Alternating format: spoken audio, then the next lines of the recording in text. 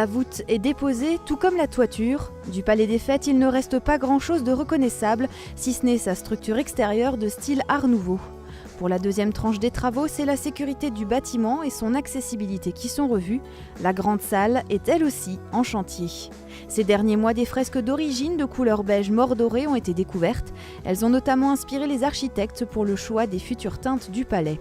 Le bâtiment vieux de 115 ans avait obtenu un avis défavorable de la ville pour continuer à accueillir du public. La raison, 3 minutes de tenue au feu pour l'ensemble de la structure. On a repris vraiment la structuration et l'architecture en fait de 1903 qui était existante et de la refaire en fait avec toutes les contraintes normatives et sécuritaires actuelles.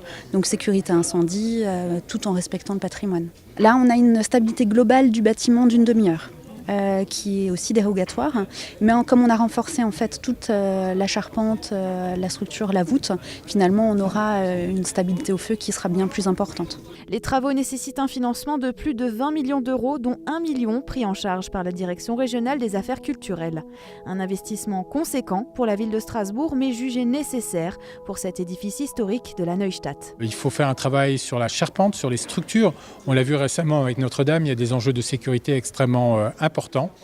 Mais c'est un investissement qui permet de faire revivre le passé, mais qui permet aussi à notre ville de se projeter vers l'avenir et de garder son statut de capitale européenne, mais aussi de capitale de la culture.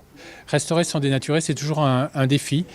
Faire vivre sans abîmer et sans muséifier, parce que c'est aussi le risque d'être dans un musée, de ne pas pouvoir avoir d'activité.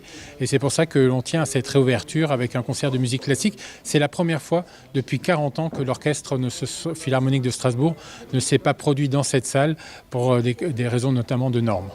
Une fois les travaux terminés, le Palais des Fêtes disposera de 1100 places et accueillera de la musique non amplifiée, essentiellement classique.